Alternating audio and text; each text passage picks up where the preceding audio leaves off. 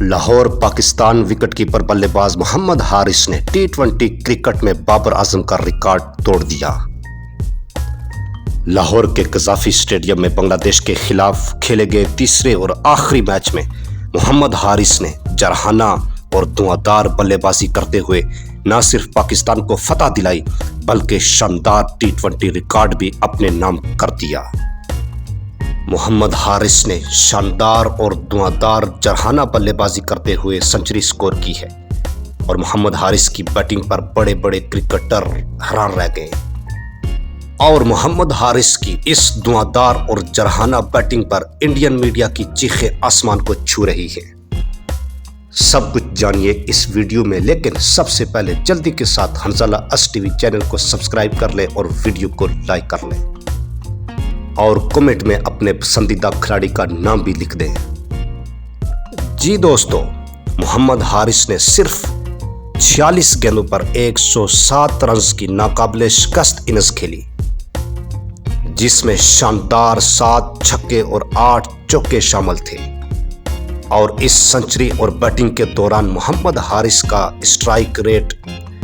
232.60 رہا، جو کسی بھی پاکستانی بلے باز کی طرف سے ٹی20 انٹرنیشنل میں سنچری کے ساتھ سب سے بلند اسٹرائک ریٹ میں سے ایک ہے۔ اور محمد حارث نے صرف 45 گیندوں پر اپنی سنچری مکمل کی، جس کے ساتھ وہ پاکستان کی جانب سے تیز ترین ٹی20 سنچری بنانے والے دوسرے بلے باز بن گئے، اور اس فہرست میں صرف حسن نواز ان سے آگے ہیں۔ حسن نواز نے مارچ 2025 میں نیوزی لینڈ کے خلاف 44 گیندوں پر سنچری سکور کی تھی، جبکہ محمد حارث نے 45 گیندوں پر سنچری سکور کی ہے، اور محمد حارث نے 47 گیندوں پر 107 رنز بنائے اور ان کا اسٹرائک ریٹ